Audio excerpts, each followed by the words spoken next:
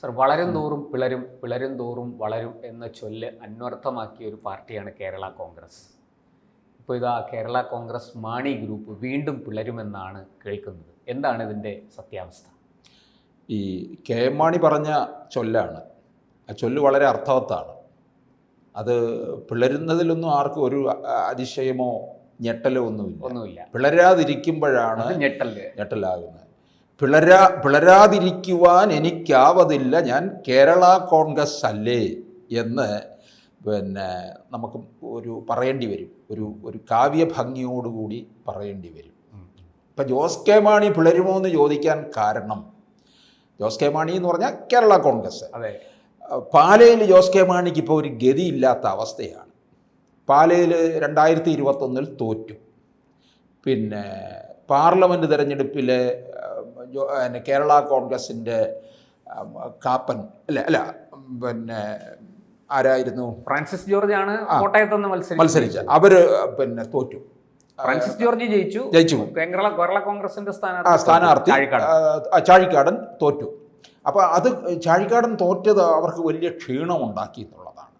പിന്നെ ഈ മാണി സി കാപ്പനാണ് പാലയിൽ ഇപ്പോൾ UDFൻ്റെ MLA ആയിട്ട് നിൽക്കുന്നത്. മാണി സി കാപ്പൻ എന്തായാലും അടുത്ത തെരഞ്ഞെടുപ്പിലും മാറിക്കൊടുക്കത്തില്ല. ജോസ് കെ മാണി ഇങ്ങോട്ട് വന്നാലും ജോസ് കെ മാണിയെ വിജയിപ്പിക്കാൻ വേണ്ടിയിട്ട് പാല കൊടുക്കണമെന്ന് പറഞ്ഞാലൊന്നും കാപ്പൻ മാറത്തില്ല. കാപ്പൻ അവിടെ മുന്നണി മാറും, അല്ലെങ്കിൽ സ്വതന്ത്രനായിട്ട് മത്സരിക്കും. അപ്പോൾ ഈ ജോസ് കെ മാണിക്ക് 2 ബുദ്ധിമുട്ടാണ് പാലയിൽ ഇപ്പോൾ നേരിടുന്നത്. ഒന്ന്, പാല കയ്യിൽ നിന്ന് പോയി. 2, ഇവരുടെ തറവാട്, കരിങ്ങോഴയ്ക്കൽ തറവാട്, അവിടെ കെ എം മാണി MLA ആയിട്ടും ഒരു പരിവാര സമേതനായിട്ടും കൊടിവെച്ച കാറും ഒക്കെ വന്നത് വർഷങ്ങളാണ്. ഇപ്പം കരിങ്ങോഴയ്ക്കൽ തറവാട്ടിൽ ഒരു കൊടിവെച്ച കാറും വരുന്നില്ല. പിന്നെ പാർട്ടിയിലൊരു മന്ത്രിയുണ്ട്, റോഷി അഗസ്റ്റൻ, ജലവിഭവ വകുപ്പ് മന്ത്രിയാണ്. ഈ റോഷി അഗസ്റ്റൻ അതുവഴി ഒട്ട് കയറുന്നുമില്ല ഈ കൊടിവെച്ച കാറിൽ. പിണറായി വിജയൻ്റെ ഗുഡ് ബുക്കിലുള്ള ആളാണ് റോഷി അഗസ്റ്റൻ.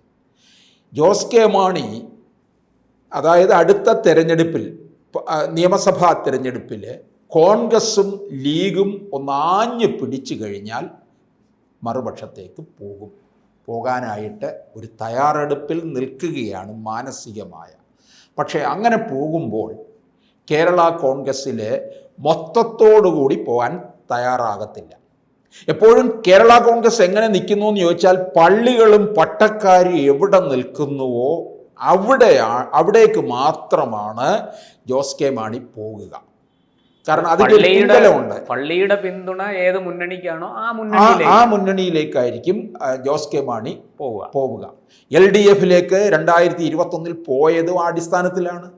ജോസ് കെ മാണി അങ്ങോട്ടേക്ക് പോയി കഴിഞ്ഞപ്പോൾ എന്തെല്ലാം തരത്തിലുള്ള ആക്ഷേപങ്ങളും അഭിപ്രായങ്ങളും ഒക്കെ ഉണ്ടായി. കാരണം കെ എം മാണിയെ ഇത്രത്തോളം ബാർക്കോഴയുടെ പേരിലിട്ട് ചവിട്ടിത്തേച്ച് കെ എം മാണിയെ മുഖ്യമന്ത്രി വരെ ആക്കാനുള്ള ശ്രമവും ഒക്കെ നടത്തിയ CPM പിന്നീട് വലിച്ചു തേച്ച് അലക്കി കൊടുക്കുകയും ചെയ്തു എന്നുള്ളതാണ്. ഇതൊക്കെ നമ്മൾ കണ്ടതാണ്. അതെ. അപ്പൊ അങ്ങനെ ഒക്കെയുള്ള കെ എം മാണിയെ താറടിച്ച ഒരു മുന്നണിയിലേക്കാണ് ഈ ജോസ് കെ മാണി ചെന്ന് കയറിക്കൊടുത്തത്. ജോസ് കെ മാണി ചെല്ലുന്നത്, അല്ലെങ്കിൽ കേരള കോൺഗ്രസ് അങ്ങോട്ടേക്ക് ചെല്ലുന്നത് തുടക്കം മുതൽ തന്നെ എതിർത്തിരുന്നതാണ് LDFിലെ 2ാമത്തെ ഘടകകക്ഷിയായ CPIയെ സംബന്ധിച്ചിടത്തോളം ഇവരൊരിക്കലും അങ്ങോട്ടേക്ക് ഇവരെ അടുപ്പിക്കില്ല എന്നുള്ളതാണ്. കാരണം ഈ കേരള കോൺഗ്രസ് 2ാമത്തെ മുന്നണിയിലെ 2ാമത്തെ കക്ഷിയായി മാറുമോ എന്ന് CPIക്ക് ഭയപ്പെടുന്നുണ്ട്. പക്ഷേ കാനോ ഉള്ളപ്പോൾ തന്നെ ഇതിനകത്ത് എതിർപ്പൊക്കെ ഉണ്ടായിരുന്നതാണ്. ഒടുവിൽ കാനോ അതിന് വഴങ്ങി കൊടുക്കുകയും ചെയ്തു. പക്ഷേ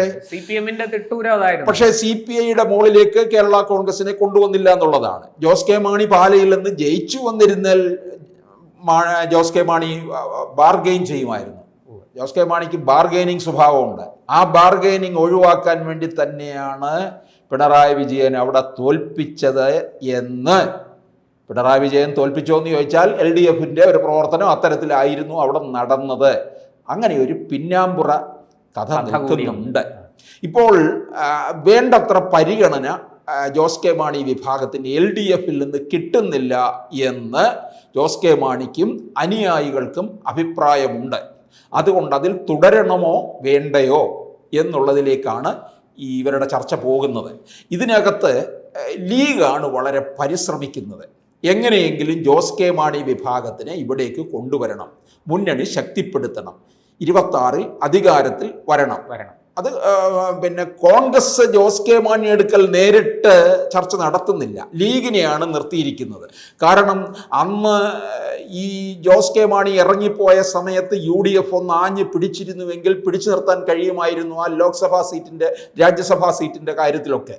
അത് ചെയ്തില്ല, ആരോടും പറയാതെ ഇറങ്ങിപ്പോവുകയാണ് ചെയ്തത്. അതുകൊണ്ട് കോൺഗ്രസിന് പിന്നാലെ ഇനിയും പോയി വിളിക്കാനായിട്ടുള്ള ഒരു മടിയുണ്ട്. അതുകൊണ്ടാണ് ലീഗിന് ഇത് ചട്ടം കെട്ടി നിർത്തിയിരിക്കുന്നത്.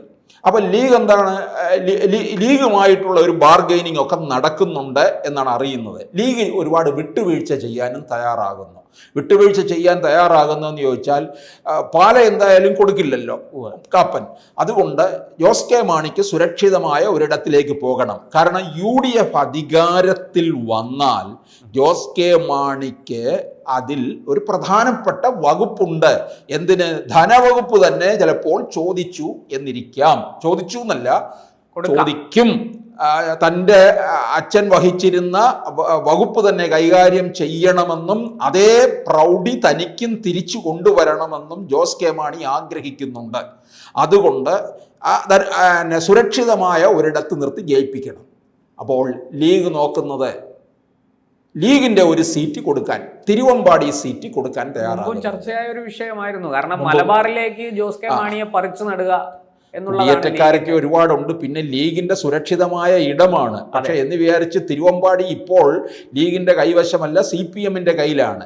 CPM പിന്നെ ഇവര് ഒരു 2000-3000 വോട്ടിന്റെ ഒരു ഭൂരിപക്ഷം മാത്രമേ CPM-ന് കിട്ടിയിട്ടുള്ളൂ. അത് ലീഗിന് ഉറപ്പുണ്ട്, ലീഗിന് ഉറപ്പുണ്ട് അത് തിരിച്ചു പിടിക്കാമെന്ന്. അങ്ങനെ തിരിച്ചു പിടിച്ചു കഴിഞ്ഞാൽ പിന്നെ ലീഗ് സുരക്ഷിതം, ലീഗ് ജോസ് കെ മാണിക്ക് ആ ഒരു ബാർഗെയിനിങ് കാര്യങ്ങളൊക്കെ ഒന്ന് സെറ്റിൽ ചെയ്യാം എന്ന് ലീഗ് കണക്ക് കൂട്ടുന്നുണ്ട്. അങ്ങനെ ജോസ് കെ മാണി വിഭാഗം വരാൻ തയ്യാറാകുമ്പോൾ റോഷി അഗസ്റ്റിൻ LDF വിട്ടു വരാൻ തയ്യാറാകത്തില്ല. റോഷി അഗസ്റ്റിനോടൊപ്പം പലരും നിൽക്കുന്നുണ്ട്. അപ്പോൾ അവിടെ വെച്ച് കേരള കോൺഗ്രസ് വീണ്ടും പിളരും. ജോസ് കെ മാണി റോഷി അഗസ്റ്റിൻ വിഭാഗവുമായിട്ട് മാറും. ഇതൊരു പുത്തിരിയായിട്ടുള്ള കാര്യമല്ല കേരള കോൺഗ്രസിലെ ഇത്തരത്തിലുള്ള ഒരു പിളർപ്പ്.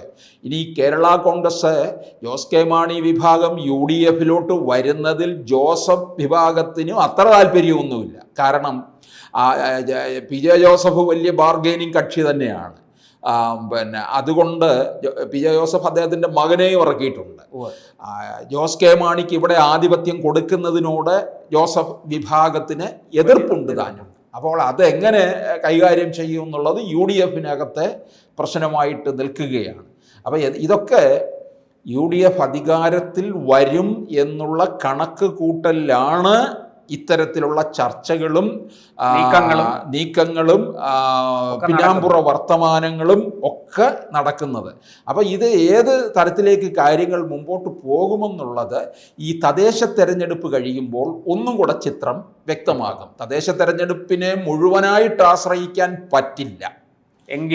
എങ്കിലും ചില കാര്യങ്ങൾ വെച്ച് നോക്കുമ്പോൾ ഒരു മാറ്റം ഉണ്ടാകാനുള്ള സാധ്യത ഉണ്ടെന്നുള്ളതാണ്. കാരണം പഞ്ചായത്ത് തെരഞ്ഞെടുപ്പൊന്നും ഒരു നിയമസഭാ തെരഞ്ഞെടുപ്പിൻ്റെയും ലോക്സഭാ തെരഞ്ഞെടുപ്പിൻ്റെയും അന്തിമ വിധി നിശ്ചയിക്കാനുള്ളതല്ല എന്നുള്ളതാണ്. അവിടെ ഒരുപാട് പ്രാദേശിക ഘടകം നിൽക്കുന്നുണ്ട്. അപ്പോൾ എന്തായാലും ഈ BJP-യുടെ ഒരു വളർച്ച LDF-നും UDF-നും വലിയ ഭയമുണ്ടാക്കുന്നുമുണ്ട്. ഈ ഹിന്ദു വിഭാഗം കൂടുതലുള്ളത് CPM-നോടൊപ്പമാണ്. ഈ BJP-യിലെ ഇത്തരത്തിലുള്ള ഒരു മുന്നേറ്റം CPM നന്നായിട്ട് ഭയക്കുകയും ചെയ്യുന്നുണ്ട്. അവർ ഉള്ളിൽ BJP-യെ എതിർക്കുന്നുണ്ടെങ്കിലും അവർക്കറിയാം BJP വളർന്നുകൊണ്ടിരിക്കുകയാണെന്നും വലിയൊരു സ്പേസ് ഉണ്ടാക്കിക്കൊണ്ടിരിക്കുകയാണെന്നും കൃത്യമായിട്ട് അറിയാം. അപ്പം സ്ഥിതിഗതികൾ 2026-ലേക്ക് കാര്യങ്ങൾ മാറുകയാണ്. അതിലെ ഒരു കാര്യമാണ് കേരള കോൺഗ്രസ് പിളരും എന്നുള്ളതും ഉറപ്പായിട്ടുള്ള കാര്യം തന്നെയാണ്. കൂടുതൽ വാർത്തകളും വിശേഷങ്ങളും നിങ്ങളിലേക്ക് എത്താൻ ABC മലയാളം സബ്സ്ക്രൈബ് ചെയ്യുക, ബെൽ ബട്ടണും അമർത്തുക.